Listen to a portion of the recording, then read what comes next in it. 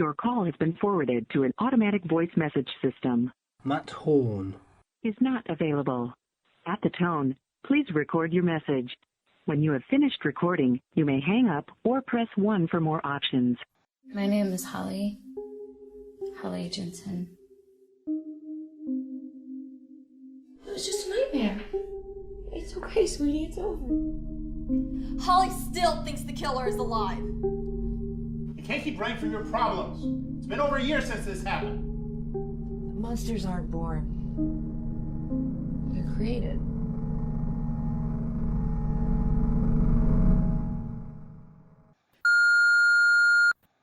Hello. Pardon the intrusion. I don't want us to be disconnected here, but you better look out. Danger is on the way.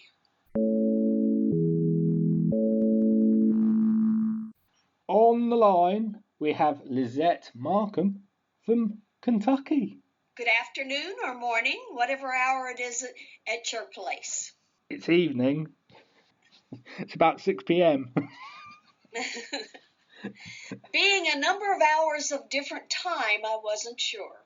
We should mention something. I think it's worth mentioning here. You're the first person from Kentucky, which is an award I can give to you. The second thing is that you're the first person who's ever first used Skype with me, if that makes any sort of sense. Yes, I am a virgin Skyper. How are you finding it, by the way? I'm finding it very interesting. I can hear you just fine, and I'm enjoying speaking with you. So obviously, before the interview, I've explained how the podcast works, haven't I? Hopefully. Yes, you did. You explained some of it to me. Mm-hmm. And of course, if you've never heard this podcast before, this is what happens.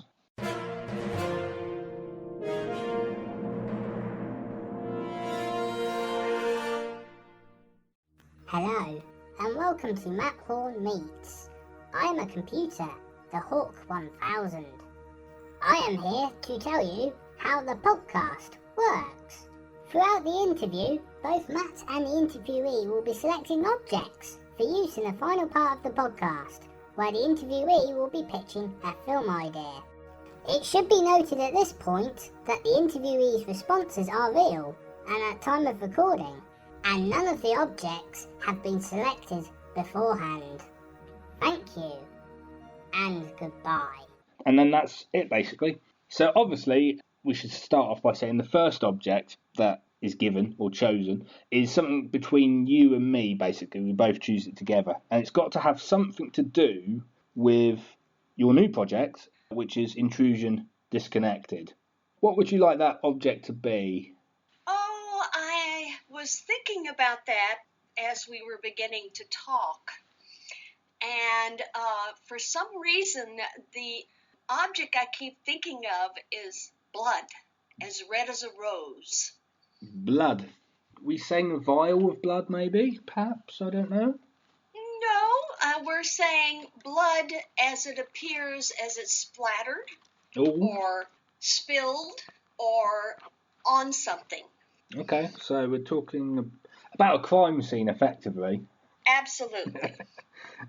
It is kind of an object, but it's not like a big object like you'd normally associate with tangible things. It could be on the wall where you could touch it. It could be on the floor where you can touch it. Okay, so anyway, we've got to talk about Intrusion Disconnected, which is obviously a new film. It's a horror, it's a thriller, it's my favourite genre, really, so wonderful. You can correct me if I'm wrong, but there's something going on with the release, isn't there, around about now? Sometime this year in 2016, it'll be released. We had a release before Christmas of the prequel, which is Intrusion, and it was very exciting. And some of the characters in Intrusion are in Intrusion Disconnected. So this is a sequel to the other movie. You must have seen the original movie, I would imagine. Absolutely. How would you say the two are different from each other? I really like the character development in the second movie. In the second movie, we have family members and loved ones as part of the cast around Holly, the lead. And development of those characters and the relationships seem very important and make it more than just a movie from the horror or thriller genre. Could it be a franchise? That's another question I'm going to ask, because obviously you've got the first film and then the second film's coming out soon. Would you think that it could be a franchise that you have to watch each film to get character development and consistent plot line, and people die, people don't die, people come up behind you and go, oh, you're supposed to be dead, but you're not dead, that kind of thing? I think it's helpful to see the first movie, but each movie in itself stands on its own as far as I'm concerned. There's enough in the second movie where you could see it by itself without having seen the first movie, but I also think it's interesting to have see both movies in order. So, with Intrusion disconnected, what's the general plot line surrounding the film? I guess you could say that Holly, who has been through a terrible, terrible situation in her first movie, where a number of her friends have been killed, is suffering from the trauma from what has happened previously. And without giving too much of the plot line away, her friends begin to be killed again. The gentleman who was doing the killing has died in the first movie, and yet the horror comes back in the second movie. Obviously, we should say at this point you're playing Catherine. Yes, I am her mother, and I'm trying to hold the family together and trying to make some sense of normalcy for the family, even though we've been through terrible things. And that is a real challenge, to try to have some sense of normalcy when everyone is still in shock and horror from what's been happening. In some way, I'm in some kind of denial because I want things to be normal again. I mean, obviously you're playing sort of the matriarch of the film, for want of a better term. How do you approach that? Because obviously you mentioned that you're trying to keep the balance almost with the film and with family life and that kind of thing. How do you sort of approach that as an actor? Because obviously it's quite heightened in some respects, because obviously there's a killer on the loose. Well, I approached it by reaching deep inside from my own personal relationships and my own family. I have two daughters who are about Katie's age. That's the actress name, Katie. And I have two daughters near her age. And how would I be if my daughter was going through what she was going through? And this helped me delve into how a mother would react to the horrors that were happening to their daughter. And I think reaching down into that place really helped find where I needed to be to act the part of Catherine. How did you get involved in the project in the first place? Oh, through the usual way. I went to an open audition, an open call, and I read for the part, and they filmed it, and they said that they weren't looking for someone like me, but I just fit the project absolutely, and they decided to go with me. They weren't originally looking for someone like me, but I just clicked. I should mention this. Corey Feldman's in it. Yes. One of the disadvantages of doing a film like this is so many of these scenes are done separately and not in order. One doesn't get the feel of the whole movie from the parts you've played in it. And so, unfortunately, I have yet to meet Corey Feldman because his filming and his scenes were on different days than I was being filmed. But I certainly look forward to actually meeting him, especially around the time that we open this film. In that sense, because obviously you've mentioned about alternate days and having sort of almost a section of a film. That's really what it is. It's almost like a section of a film. Are there any sort of funny anecdotes you can share about the production of the film in your section? Oh, I can tell you one of the most interesting for me personally was an 8-hour dinner. That's how long it took to shoot a simple dinner scene. 8 hours. The process is so interesting where you shoot one person saying their lines, and then you shoot the other person saying their lines, and you go back and forth, and a simple dinner scene would take 8 hours. And I kind of got the giggles about it. It was pretty amazing. And there's some other things that were very funny, but I can't share them because they may give away some important parts of the film. I always like people saying about these kind of dinner shoots, like when you're sort of put in a scene whereby you've got to eat something, and then, of course, because you have outtakes, you have blips, you have to continuously eat and eat and eat and eat. Was it like that in your case? No, not as much, because each time I spoke, I didn't have my mouth full, so No. that was helpful. And there were some emotional parts of the dinner party, so to speak. So I am looking forward to any outtakes, some misspoken words and things like that. But there weren't any things like people dribbling food on themselves. Thank goodness. Just thinking now, there's going to be a lot of horror veterans, a lot of horror people who are going to look at it and go, hang on a second, that apple wasn't there about 2 seconds ago. Where's that gone? Continuity is always a problem. I actually don't have a problem with continuity, and one of the reasons is I started as a young person as a dancer, and most of the shows, the musical theater shows I was cast in, I was a dancer first, a singer second, and an actress third. And I learned very quickly, if you're a dancer, if your hand goes to a certain position, it goes back to that position each time. So continuity wasn't a problem for me because of that background. Of course, the dancing is last now, and the acting is first at my age. But that background helped, because when you rehearse dancing, you have to do the same thing correctly every time. You know, the hand position has to be the same. Well, here we go. It's time for another object. It's pretty much a standard object in every single podcast. People don't believe it when I tell them it. But here we go. It's a 5x5 signed photo of myself. The question that's sort of associated with the object here is, obviously you've mentioned that you were a dancer.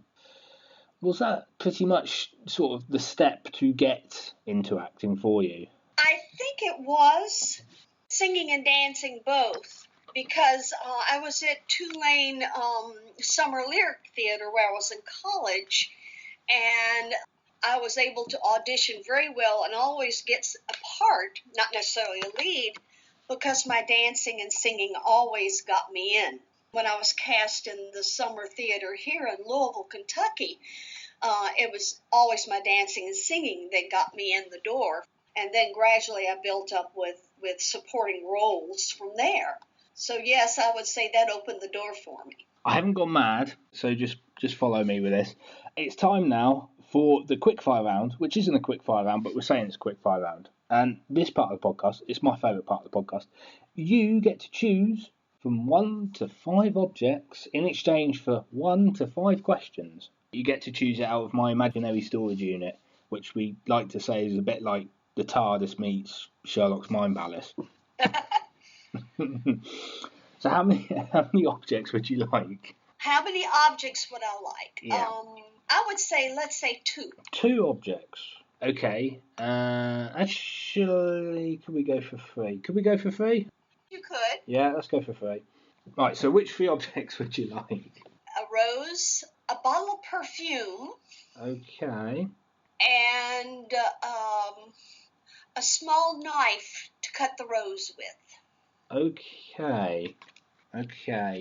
So for anyone who's listened to this podcast before, we're looking at Intrusion 3 here, I think. Possibly with all these objects, I don't know. So yes, obviously, quickfire round, which isn't a quickfire round, but everybody gets the gist of where that's going. We're just saying it's a quickfire round. So the first question is, you've mentioned to me before that you were in theatre. Obviously, you mentioned in the podcast you're a dancer, singer, and obviously you're an actor. What advice would you give to anyone wanting to get into the industry? Audition, audition, audition. That is my advice. Out of 20 times you audition, you may only get 1 role. And so you should never give up at the fact that you fail on an audition. You never know what is in the director's mind. they have an idea of what the character looks like, what they sound like, all the characteristics of the character in their mind. And if you don't fit their picture in their mind, it doesn't matter how good you are. As I learned in one of my workshops, your job is to audition. And the more you audition, the more you learn as you audition. So anyone starting out, know that you're going to be auditioning a lot, and that the more you audition, the better you audition. And don't take it personally if you don't get the role, because you may not fit what the director had in mind, and it may have nothing to do with your talent. The second question. Oh, it's getting tense here. Now, I should mention that I've done a Google search as we've been talking, so I'm not sure if I don't know if I can talk about this. You'll have to stop me if I can't. Can I say you're a counsellor? I can, can't I? Yes, that's my other life. I'm semi-retired now. I have been a counselor in my other life for over 20 years. And so I have a lot of things to draw from in creating my characters.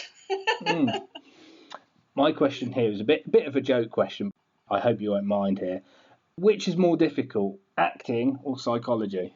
I actually think psychology is more difficult, because I've spent many years working with those people with addictions in particular. And that's a really tough crowd to work with, meaning that it's such a difficult disease that I would say working with that is more difficult than being an actor or an actress.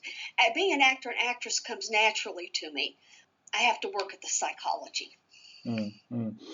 Sort of a sub-question to this. We don't usually get political or topical in these podcasts. We try and have fun, but I think given the fact that you're a counsellor and you have been for that many a period in your life, you'll like this question, I think. Do you think, I'm going to have to rephrase this a bit, do you think that there should be more focus on mental health, that kind of thing, within the American health system? Oh, absolutely. I think one of the problems, and I see it from the inside, is that mental health is not well covered by the insurance companies. I don't want to talk too long about it because I don't want to take your time of it. When they changed health care completely for mental health, and they closed the asylums and told people they could just take their medicine when they wanted to, we needed that, but at the same time, you have a lot of people out there who are not receiving the care they need, are not taking medication when they need it. And I think that is a real focus we need to move to help those. And I know there's some political things going on in the United States, especially with some of the people who have been involved with mass shootings and things like that. And yes, not having good mental health care is a real problem. And you can't force anybody to take medication against their will. If you can't do that, then you have, of course, the person who doesn't like taking the medication and becomes ill again and begins acting out again. And then they're rehospitalized or put back in the medicine, and they're restabilized. They're discharged after about 3 days. And then they're back out on the street and they don't like the medicine. They quit taking the medicine. So you see a lot of revolving door people who really need better help than that. They almost seem a bit sort of, dare I say it, shrugged off almost. Well, I think for many years there was such a stigma associated with mental health issues. And at least we're becoming more accepting of that and accepting of the fact that there are mental health issues that need treatment and can be stabilized and people can live normal lives. But the years and years of stigma have made it stay somewhat hidden under the covers, as it were. And people are embarrassed to admit they have mental health issues. So let's go back onto terror actor Firma. The last question, it's quite a nice question. Which actor or actress has been your favourite to work with and why? Could I use my idol rather than who I've actually worked with? You can use both. Well, I will tell you my favourite actress in this movie was the actress Katie Stewart, who acted as my daughter. And it's kind of fun because When we run into each other, she still says, "Hey, Mama." So I really enjoyed working with her. And there have been others along the path I've really enjoyed with. In fact, I can't think of anyone that I haven't enjoyed the path to travel with, so to speak. My two heroes are Betty White and my mind just went blank. I am sorry. But Betty White is one of my heroes. Because look at her career and where she is now. She seems like someone to emulate in her career. Quite successful as well, if I recall. But look, at 90, she's still going. She's still beautiful. And her talent still comes out. So I can't say enough about her, at least as a role model. Well, it's time for that part of the podcast now that's new for 2016. It's been tested twice, and I thought about it yesterday morning.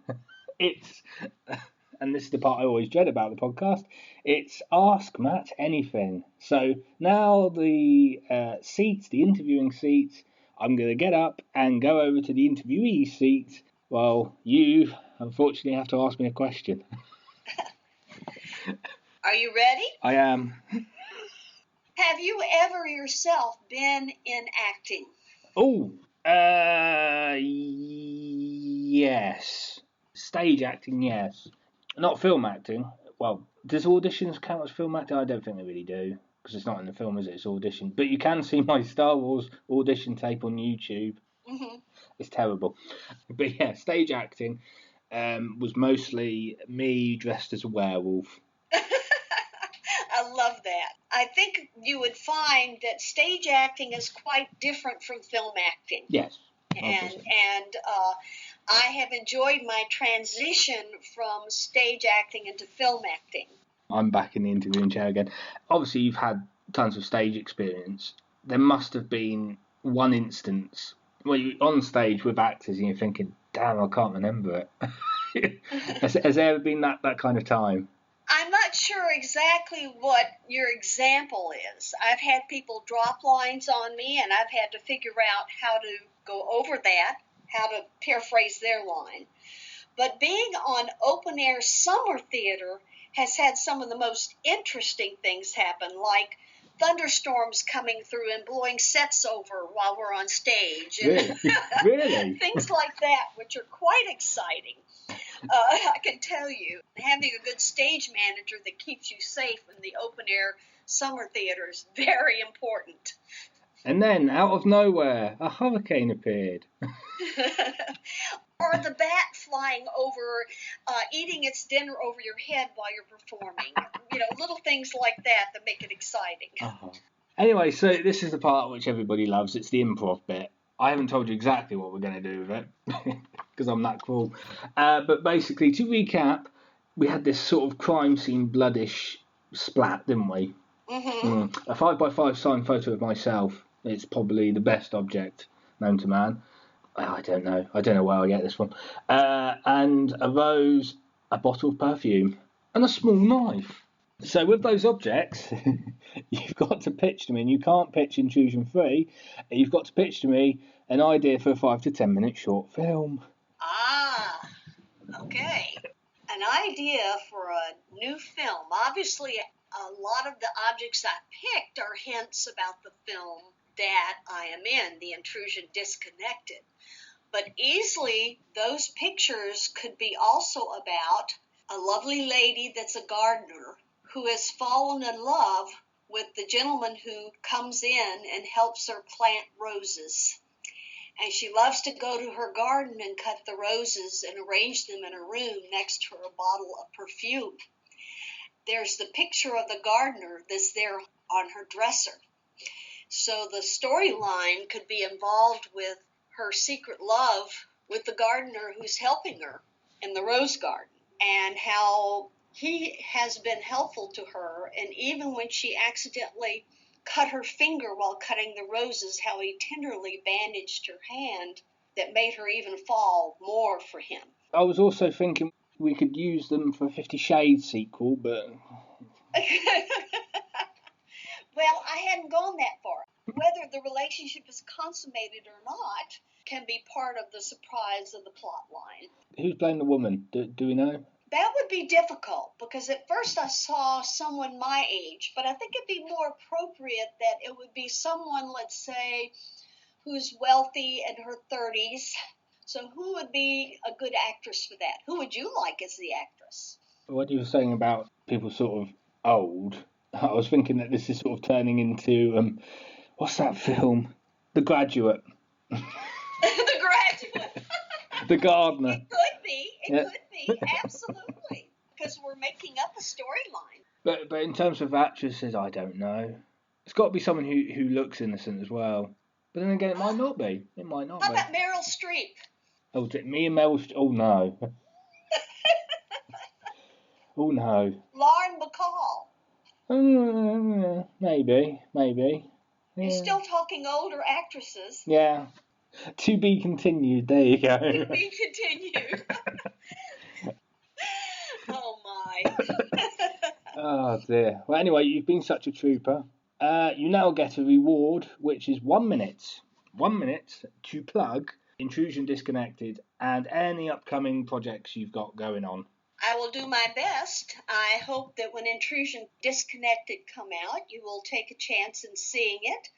It will be available on most venues, Netflix, purchase online. It probably will not be in the big theaters because it is an independent film. But there will be many, many places you can actually get a copy of the film and see it yourself. I think it is a sleeper, meaning it will have a small opening, but it is a fine film with fine actors. And it's so much more than the traditional horror thriller. Because of the character development and the ability of the actors, it's much more than the dime store film that has slash and dash, so to speak. In fact, I don't think I would have been happy being in a project that was primarily about that. There is a story, and a good story, behind it. And Holly, her character, is very likable.